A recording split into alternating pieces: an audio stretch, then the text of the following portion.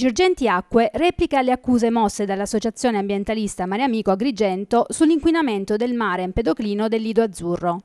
In una nota, la società presieduta da Marco Campione precisa che l'impianto di sollevamento dei reflui della zona è funzionante e viene costantemente controllato dagli operatori più volte al giorno e in diverse fasce orarie. Inoltre la società precisa che l'impianto che provvede a recapitare al depuratore comunale Molo di Levante i liquami fognari delle zone di Punta Grande e Lido Azzurro è dotato di allarme telefonico con combinatore GSM che provvede a segnalare ogni evento potenzialmente causa di sversamenti.